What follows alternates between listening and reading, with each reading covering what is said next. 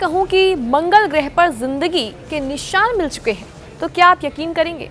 और अगर ये सच है तो सबसे बड़ा सवाल ये है कि क्या हम ब्रह्मांड में अकेले नहीं हैं? नमस्कार, मेरा नाम है कनिष्का और आप देख रहे हैं जी न्यूज़ का डिजिटल प्लेटफॉर्म। और आज हम बात करने वाले हैं एक ऐसी खोज की जिसने साइंस की दुनिया में हलचल मचा कर रख दी है। नासा के सबसे भरोसेमंद मिशन में से एक क्यूरियोसिटी रोवर ने मंगल ग्रह पर कुछ ऐसा खोज दिया है जो सीधे सीधे जिंदगी की कहानी से जुड़ा है।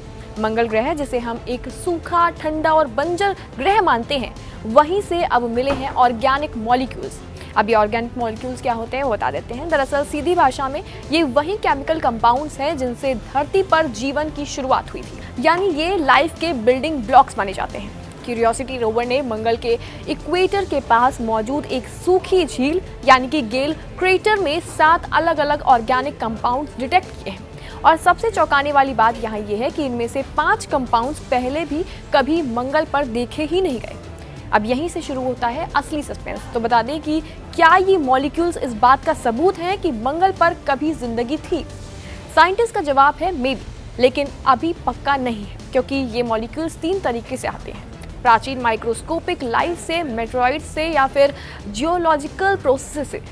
लेकिन एक बात साफ है कि अगर मंगल पर कभी जिंदगी थी तो उसके केमिकल निशान आज भी मौजूद हैं। आज मंगल का टेम्परेचर -100 डिग्री सेल्सियस तक पहुंच चुका है और बहुत ही पतला एटमॉस्फेयर है। खतरनाक सोलर रेडिएशंस हैं, लेकिन हमेशा ऐसा नहीं था। बिलियंस ऑफ ईयर्स पहले वहाँ पानी बहता था, झीलें थी और एटमॉस्फेयर भी थिक था, यानी बिल्कुल वैसा जैसा अर्थ पे होता है।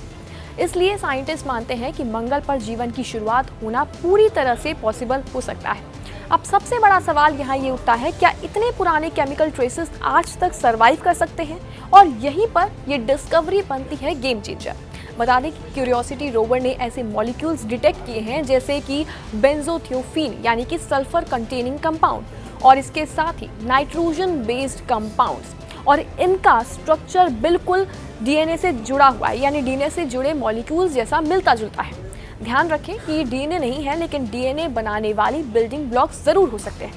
क्यूरियोसिटी मिशन से जुड़ी जेनिफर जैसी वैज्ञानिक यानी कि साइंटिस्ट का मानना है कि हम शायद 3.5 बिलियन साल पुराने ऑर्गेनिक मैटर को देख रहे हैं। अब जरा सोचिए, 3.5 अरब साल पुराना केमिकल एविडेंस आज भी मौजूद है। यूरोपियन स्पेस एजेंसी का रोजलिंड फ्रैंकलिन रोवर 2028 में लॉन्च होगा और ये रोवर मंगल की सरफेस के 2 मीटर नीचे तक ड्रिल करेगा, क्योंकि सरफेस के नीचे रेडिएशन कम होता है और ऑर्गेनिक मटेरियल ज़्यादा सुरक्षित रहते हैं।